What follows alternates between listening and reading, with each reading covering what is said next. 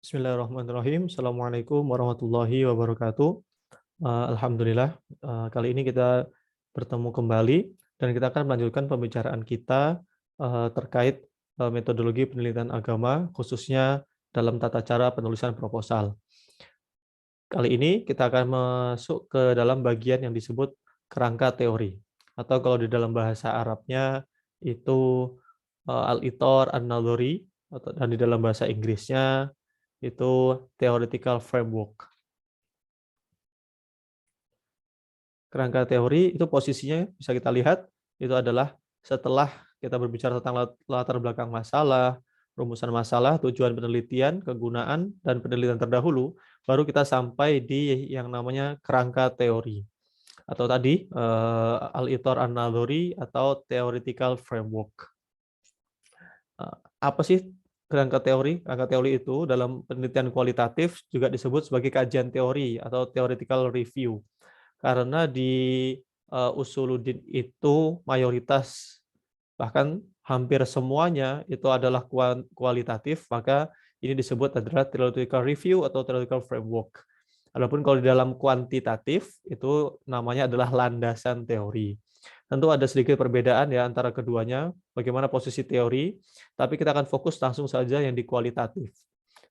Dan isinya apa? Isinya adalah deskripsi teoritis terhadap variabel yang akan diteliti dan pendekatan yang digunakan dalam penelitian tersebut.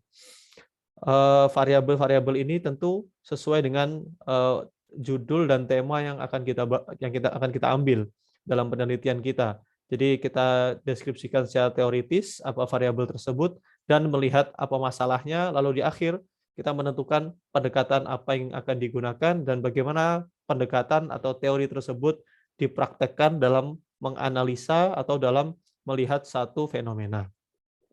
Penting atau tidak, kerangka teori itu memiliki posisi yang sangat penting dalam suatu penelitian.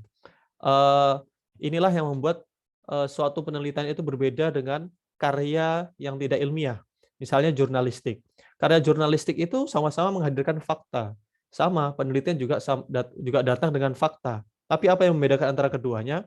Eh, Karya jurnalistik atau laporan berita atau laporan jurnalistik itu tidak memberikan framework, tapi hanya menunjukkan fakta-fakta yang ada.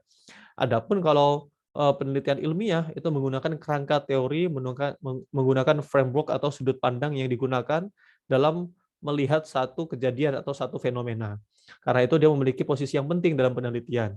Dan sudut pandang ini atau kerangka teori ini berfungsi sebagai sudut pandang. Jadi bagaimana kita memandang dalam memahami masalah penelitian. Tentu, akhirnya teori ini akan sangat mempengaruhi hasil penelitian. Perbedaan teori itu sangat mungkin atau bahkan seharusnya akan menghasilkan hasil penelitian yang berbeda.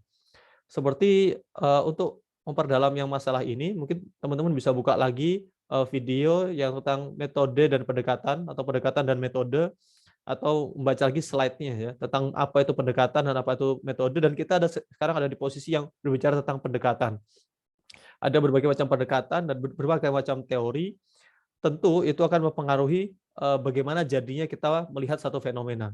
Mungkin teman-teman masih ingat gambar gajah itu ya, gambar gajah yang dilihat dari berbagai macam sisi.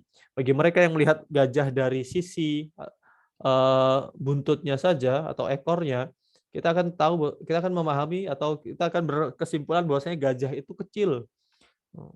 Tapi kalau kita meneliti gajah atau melihat dari sisi kupingnya saja, kita akan melihat bahwasanya oh dia tuh lebar dan tipis. Kalau dari sisi belalainya saja, kita akan melihat bahwasanya dia tuh panjang dan tidak memiliki tulang, gitu ya, tidak memiliki tulang belakang. Jadi invertebrata. Tapi kalau kita megang kakinya, kita melihat oh ini kayaknya awan-awannya berat sekali. Jadi dia tuh seperti beton. Nah, jadi itu salah satu contohnya. Satu fenomena sosial yang sama, satu fenomena kemanusiaan atau keagamaan yang sama, dilihat dari berbagai teori akan menghasilkan hal yang berbeda.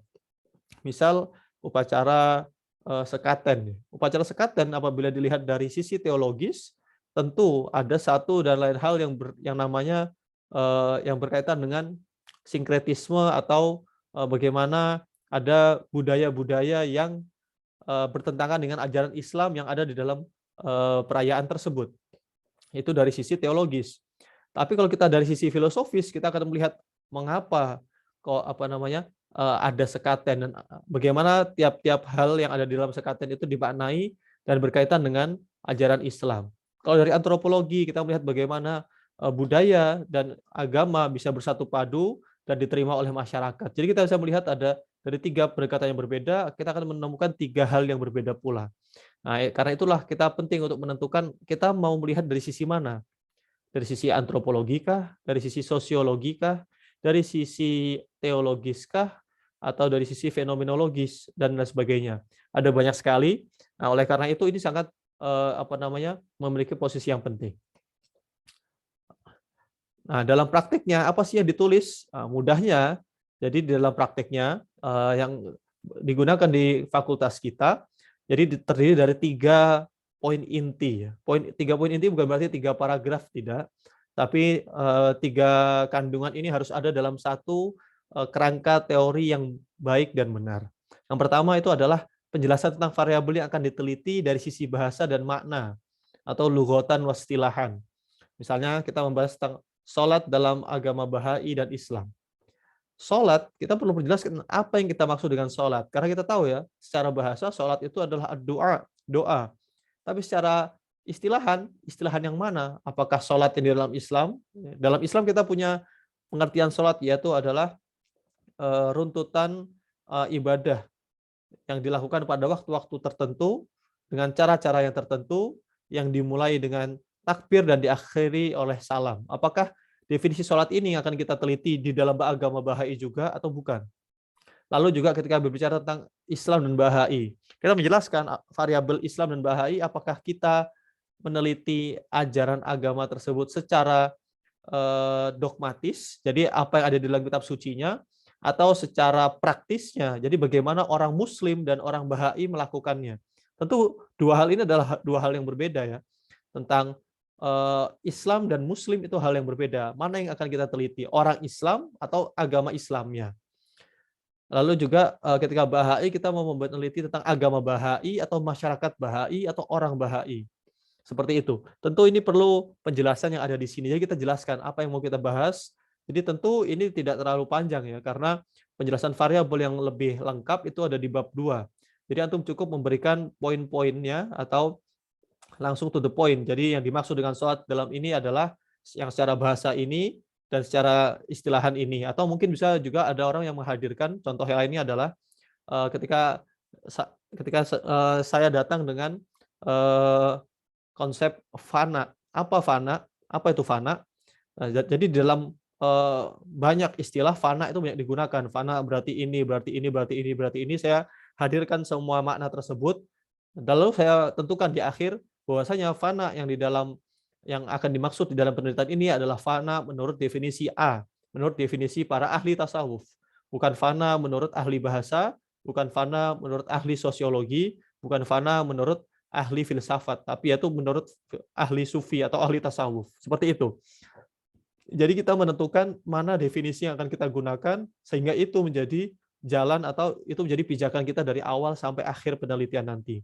Jadi kita tidak akan bimbang ketika kita berbicara tentang meneliti sebuah gereja. Kita perlu jelaskan apakah yang kita teliti itu gereja sebagai bangunan atau gereja sebagai jemaat. Nah, karena aslinya gereja itu bukan bangunannya, tapi orang-orangnya. Jadi congregation, perkumpulan orang tersebut itu yang disebut gereja. Tapi seringkali sekarang banyak yang menyempitkan artinya sebagai gereja itu adalah bangunannya. Jadi tidak ada gereja jika tidak ada bangunan tersebut. Padahal aslinya gereja itu tidak butuh bangunan. Bahkan dulu dilakukan secara berkeliling gitu. Jadi dari rumah ke rumah. Nah, makanya jadi ketika kita membahas suatu masalah atau suatu tema, kita perlu memperjelas di bagian ini apa yang mau kita bahas dari itu. Nah, lalu setelah itu kita menjelaskan hubungan antar variabel tersebut dan apa masalah yang mau kita teliti. Jadi mungkin sedikit penekanan lagi ya. Jadi seperti yang sudah ada di latar belakang, tapi ini tentu lebih fokus kepada yang tadi, penjelasan deskripsi tiap-tiap variabel, lalu apa hubungan keseluruhannya dan apa masalahnya. Dan di akhir, nah ini juga adalah bagian terpenting yang harus ada, yaitu peneliti menentukan dari variabel-variabel tersebut dan hubungan antara variabel tersebut, maka peneliti dalam penelitian ini akan menggunakan pendekatan apa? Apakah menggunakan sosiologis kah? Apakah menggunakan pendekatan teologis kah? Atau antropologis kah? Atau bagaimana? Atau psikologis? Tentu dengan berbagai pendekatan dengan berbagai pertimbangan ya, mengapa itu yang dipilih dan bagaimana teori tersebut atau pendekatan tersebut digunakan. Misalnya kalau kita meneliti dengan sosiolog atau pendekatannya sosiologis, berarti apa yang harus dilakukan dalam rangka sosiologi? Misalnya kita menggunakan teorinya apa namanya? Teori Protestan etiknya Max Weber. Berarti kan ketika itu kita harus melihat bagaimana hubungan agama dengan ekonomi dalam sekaten. Jadi saya sosiologi, tapi kita melihat bagaimana sekaten itu dimaknai dalam hubungan agama dan ekonomi. Apakah orang semakin semakin semakin taat ibadahnya, dia akan semakin rajin melakukan ritual sekaten atau sebaliknya. Bila kita menggunakan Protestan etik. Tapi kalau misalnya kita menggunakan pendekatan lainnya, misalnya antropologi yang berkaitan dengan simbol, kita menggunakan teori simbol atau teori tentang simbol-simbol tersebut.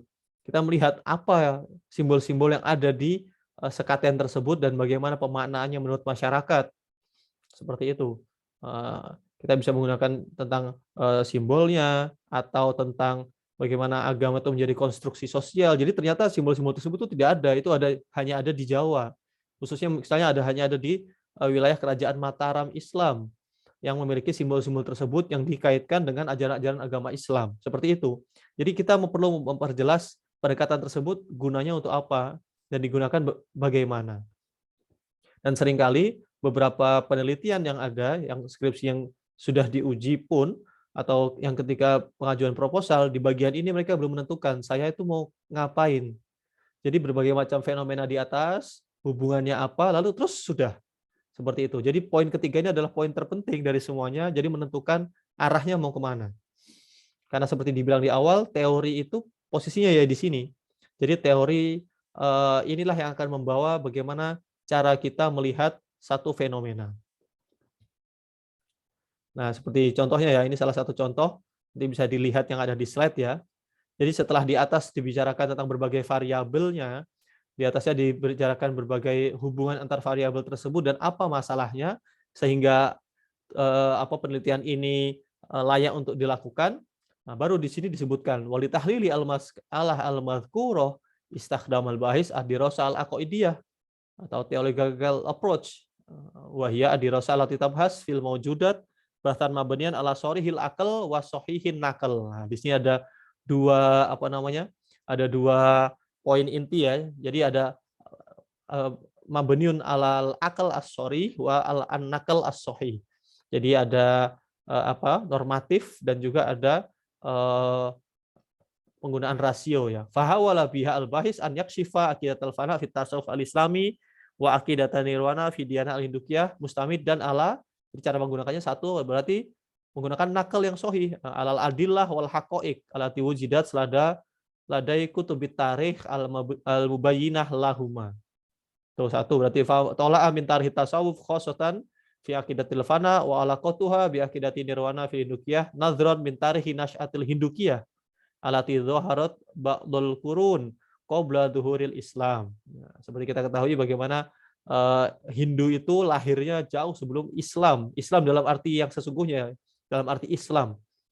Maksudnya yang dibawa oleh Nabi Muhammad. Meskipun kalau ajaran yang dibawa oleh Nabi Ibrahim, oleh Nabi Adam itu sudah ada sebelumnya.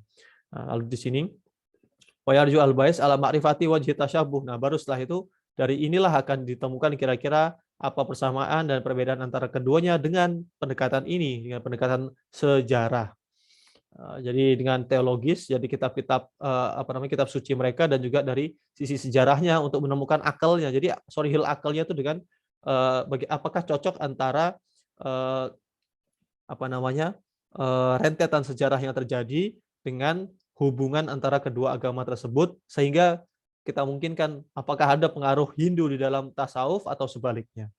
Falida yas'al bais an yaslik alaiha bi ta'rifi kullin minhuma thumma kashfal alaqah bainahuma nadron ila tarikhi nasyatihima. Seperti itu. Apabila antum ini skripsi saya, apabila ada beberapa kesalahan ya tidak usah diikuti. Tapi ini secara garis umum saja. Seperti itu. Jadi bagaimana kita menyusun berbagai macam tadi penjelasan dari beberapa variabel-variabel yang akan kita bahas, lalu bagaimana cara kita membahasnya, itu adalah inti dari kerangka teori ini. Apakah harus banyak atau berapa halaman? Tidak ada berapa halaman, tentu semaksimal mungkin. Dalam artian, apabila antum sudah selesai menjelaskan berbagai variabel tersebut, misalnya hanya selesai 1 halaman, lalu ditambah 1 paragraf seperti ini, ya sudah cukup. Gitu. Jadi jangan terpaku atau dalam penulisan karya ilmiah, khususnya skripsi, jangan terpaku dengan pertanyaan dan kata-kata berapa halaman. Oh ini harus berapa halaman, minimal berapa halaman, tidak. Yang penting informasi yang tadi 3 poin inti yang ada di atas itu sudah ada di dalam kerangka teori antum, maka itu adalah kerangka teori yang baik dan benar sesuai dengan yang seharusnya.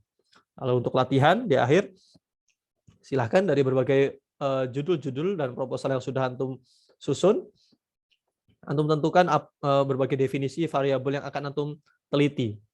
Lalu variabelnya, lalu gotan apa, maknan apa. Apakah boleh dari kamus? Boleh sekali. Bahkan dianjurkan dari kamus, tentu kamus-kamus yang otoritatif. Ketika antum berbicara tentang istilah filsafat, tentu rujukannya Al-Mu'jam Al-Falsafi atau Dictionary of Philosophy. Terus kalau misalnya antum mengambil istilah agama, tentu bisa mengambil dari Dictionary atau Encyclopedia of Religion.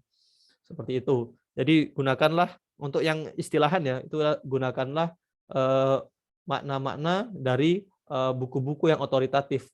Kamus-kamus, ensiklopedia itu sangat bisa sekali digunakan di sini. Lalu tentukan pendekatan yang akan digunakan dan bagaimana cara menggunakannya, tentu dengan referensi yang relevan sesuai teori tersebut. Harus didukung dengan referensinya. Jangan hanya mengambil kopas sana dan kopas sini. Misalnya kita berbicara tentang sosiologi, kita ambil dari mana saja, tidak boleh. Minimal kita harus tahu itu sosiologi, atau kita ngambil dari buku sosiologi, khususnya mungkin sosiologi agama, atau bahkan dari tokoh yang akan kita gunakan pemikirannya di penelitian tersebut. Oke, mungkin itu saja untuk bagian kali ini. Semoga bisa membantu teman-teman untuk memahami bagaimana apa itu kerangka teori dan bagaimana cara menulisnya dengan baik dan benar. Sampai ketemu di video yang selanjutnya, di bahasan yang selanjutnya. Mari kita tutup dengan bersama membaca hamdalah. Alhamdulillahirabbil alamin. Syukran lakum. Wassalamualaikum warahmatullahi wabarakatuh.